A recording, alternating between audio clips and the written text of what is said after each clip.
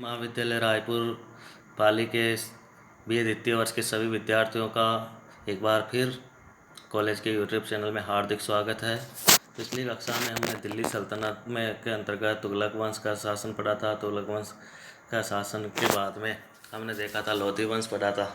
लोधी वंश के अंतिम समय में जब इब्राहिम लोधी शासक थे, इब्राहिम लोधी दिल्ली के सुल्तान थे, तो वो एक विदेशी आक्रांता ने भारत के ऊपर आक्रमण किया और भारत में आक्रमण करके दिल्ली को जीता और एक नवीन राजवंश की स्थापना की, जिसे कहते हैं मुगल वंश। और ये आक्रांता है जो आपकी स्क्रीन पे आपको दिखाई दे रहा होगा, इनका नाम है बाबर। तो बाबर के द्वारा भारत के ऊपर आक्रमण किया जाता है और एक नवीन राज्य की स्थापना की जाती है, नवीन राजवंश की स्थापना दिल्ली में होती है, जिसे कहते हैं मुगल वंश।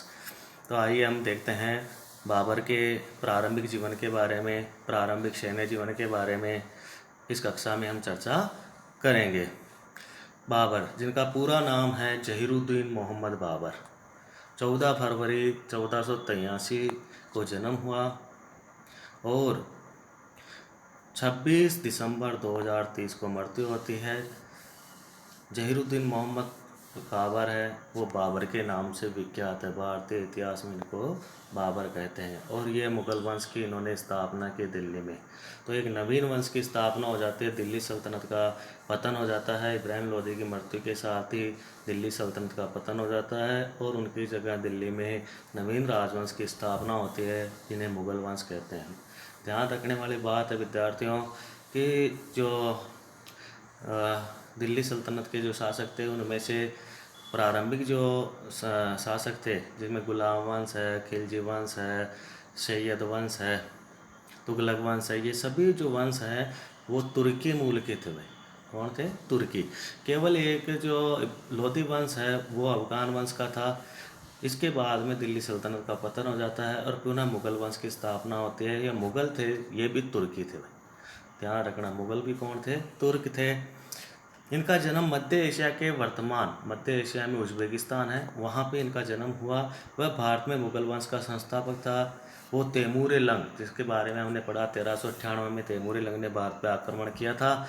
इस तैमूर लंग के वंशज थे ये और विश्वास रखता था कि चंगेज खां उनके वंश के पूर्वज थे। ये पिता की तरफ से तैमूर लंग के वंश के थे और माता की तरफ से ये चंगेज खां के वंश के थे। मुबयान नामक पद्य शैली, ये बहुत अच्छे लेखक भी थे साहब, बाबर थे, बहुत अच्छे लेखक थे और उन्होंने एक नई पद्य शैली, जैसे गद्य पद्य होती है साहित्य की दो शैलियाँ, उनमें से जो पद्य शैली के जन्म बताता थे और इनकी पद्य शैली को मुबयान कहा जाता था। तो इनके जन्मदाता है, अच्छे लेखक है। आपको पता है इन्होंने अपनी जीवनी खुद ने लिखी, तुझके बाबरी, जिसको हम बाबरनामा भी कहते हैं। मूलतः वो तुर्की भाषा में लिखी गई थी, बाद में उसका बाबरनामा के नाम से फारसी भाषा में अनुवाद हुआ। 1504 ईस्वी में काबुल तथा 1507 ईस्वी में कंधार को जीता इन्होंने। 1504 में काबुल, 1507 में कंधार जीता तथा बादशाह या शाह की उपाधि धारण, कंधार विजय के बाद 1507 में ये बादशाह या शाह की उपाधि धारण करते हैं। 1519 से 26 तक भारत के ऊपर 5 बार आक्रमण करते हैं, परंतु 1526 से पहले इनको ज़्यादा सफलता नहीं मिलती है। 1526 में इन्होंने पानीपत के मैदान में युद्ध करते हैं दिल्ली सल्तनत के सुल्तान इब्राहिम लोदी से और उनको हराकर दिल्ली जीत लेते हैं और मुगल वंश की स्थापना करते हैं। 1527 में खानवा का युद्ध होता है राणा सांगा के साथ। 1528 में चंदेरी का युद्ध होता है मेदिनी राय के साथ और 1529 में आगरा को जीतकर अपने राज्य को सबल बना लिया। 1530 में इनकी मृत्यु हो जाती है। तो हमने देखा है इनके जीवन का सामान्य परिचय। अब हम इनके प्रारंभिक जीवन के बारे में पढ़ेंगे। जो इनका प्रारंभिक जीवन भारत के बाहर बीता, ये देख लीजिए, इनका जो चित्र है आपके साथ स्क्रीन पे दिखाई दे रहा है। शासन अवधि, भारत में इन्होंने शासन किया 26 से 30, केवल 4 साल तक भारत में शासन कर पाए और 1530 में इनकी मृत्यु हो जाती है।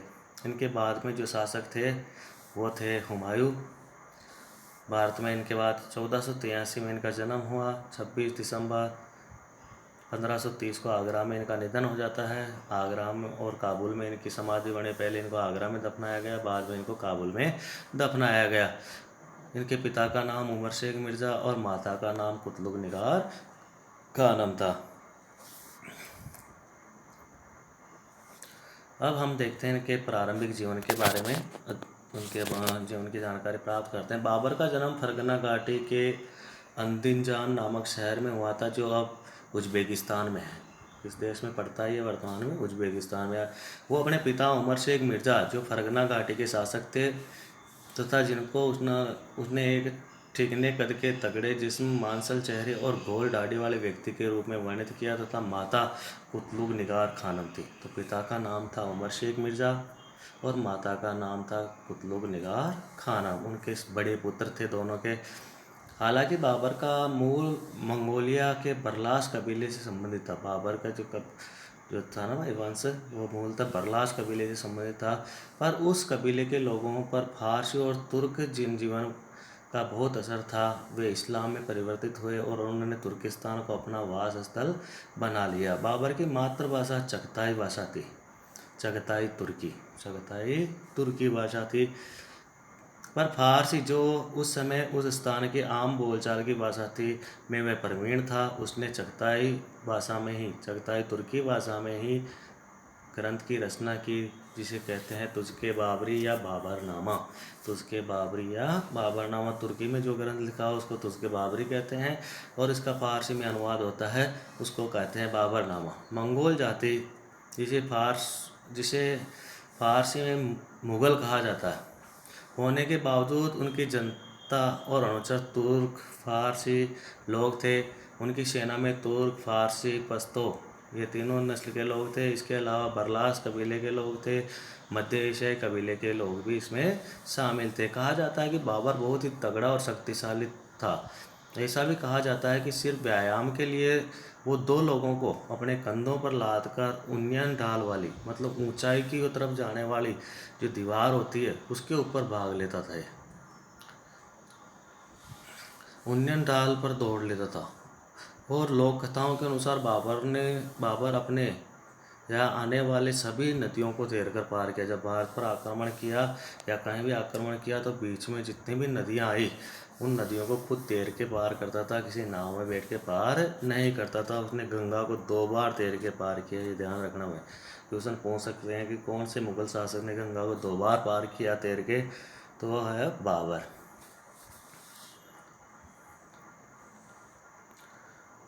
सैन्य जीवन, प्रारंभिक सैन्य जीवन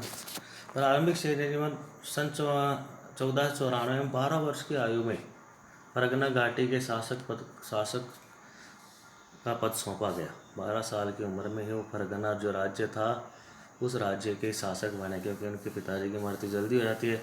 उनके चाचाओं ने इस स्थिति का फायदा उठाया, क्योंकि ये उस समय बालक थे और वो अपने गद्दी से हटा के उनकी जगह अधिकार करना चाहते थे।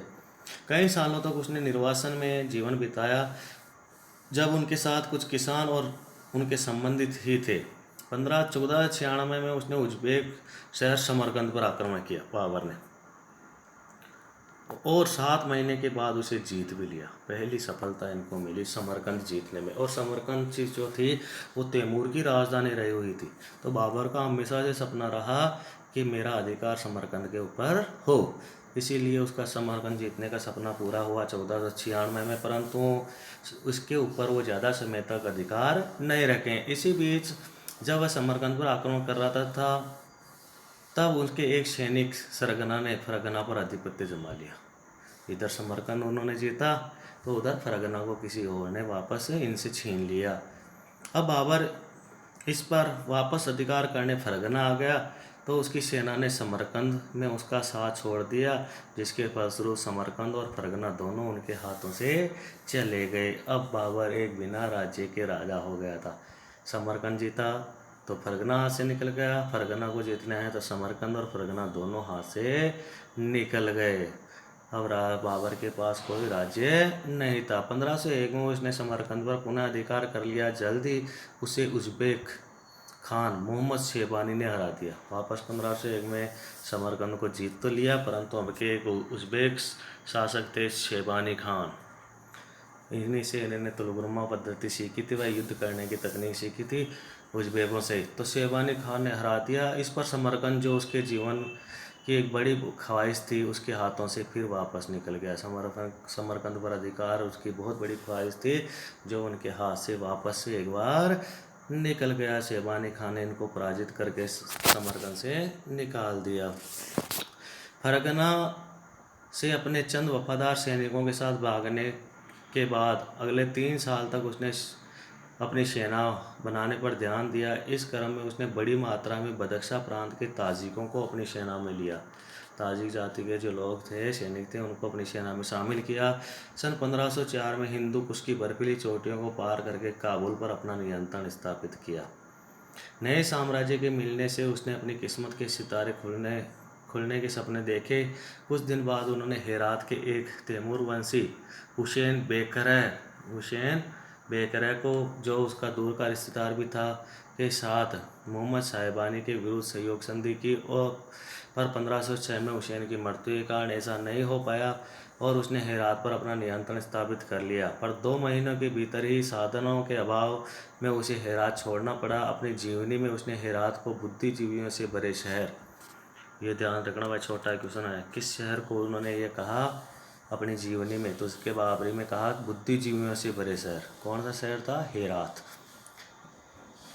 वहाँ से युगिर कवि मीर अली शाह नवाई की रचनाओं के बारे में पता चला, जो चगताई भाषा को साहित्य की भाषा बनाने के पक्ष में थे। शायद बाबर को अपनी जीवनी चगताई भाषा में लिखने की प्रेरणा वहीं से मिली। मीर अली शाह नवाई से इनको ये प्रेरणा मिली।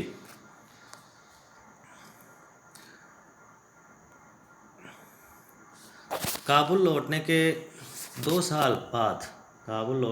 साल के भीतर ही एक और सरगना ने उनके खिलाफ विद्रोह कर दिया और उसे काबुल से भागना पड़ा। जल्द ही उसने काबुल और पुनः अधिक नियंत्रण स्थापित कर लिया।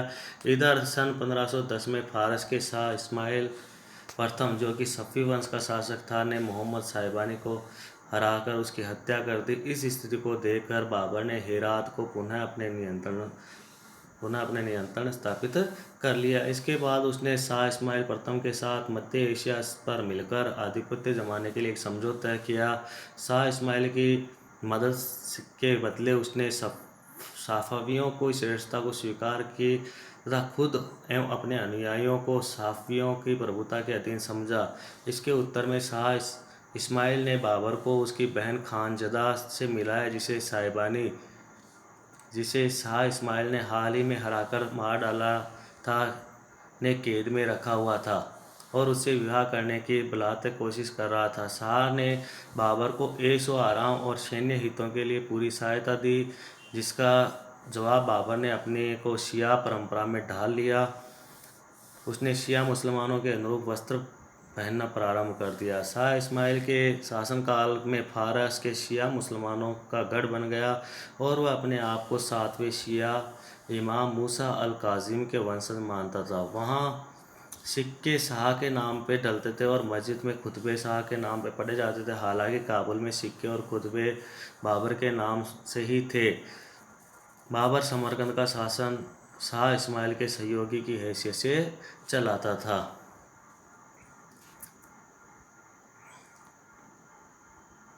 शाह की मदद से बाबर ने बुखारा पर चढ़ाई की और वहाँ पर बाबर एक तैमूर वंशी होने के कारण लोगों की नज़र में उज़्बेकों से मुक्तिदाता के रूप में देखा गया और गांव के गांव उनको बधाई देने के लिए खाली हो गए। इसके बाद फारस की शाह की मदद को अनावश्यक समझकर उसने शाह की सहायता लेनी बंद कर दी। अक्टूबर 1511 में उसने समरकंद पर चढ़ाई की और एक बार फिर उसे अपने अधीन कर लिया। वहाँ भी उसका स्वागत हुआ और एक बार फिर गांव के गांव बधाई देने के लिए खाली हो गए। यहाँ सुन्नी मुसलमानों के बीच वह शिया वस्त्रों से एकदम अलग लग रहा था। हालांकि उसका शिया हुलिया सिर्फ शाह इस्माइल के प्रति साम्यता को दर्शाने के लिए थी। उसने अपना शिया स्वरूप बनाए रखा। यद्यपि उसने शाह को खुश करने हेतु सुन्नियों का नरसंहार नहीं किया, पर उसने शियाओं के प्रति आस्था भी नहीं छोड़ी, जिसके कारण जनता में उसके प्रति भारी अनास्था की भावना फैल गई। इसके फलस्वरूप 8 महीने बाद उज़्बेकों ने समरकंद पर फिर से अधिकार कर लिया। तो समरकंद को तीसरी बार बाबर के द्वारा खो दिया गया। तो ये था बाबर का प्रारंभिक जीवन। अब हम अगली कक्षा में पढ़ेंगे बाबर का भारत आक्रमण, उत्तर भारत के ऊपर आक्रमण।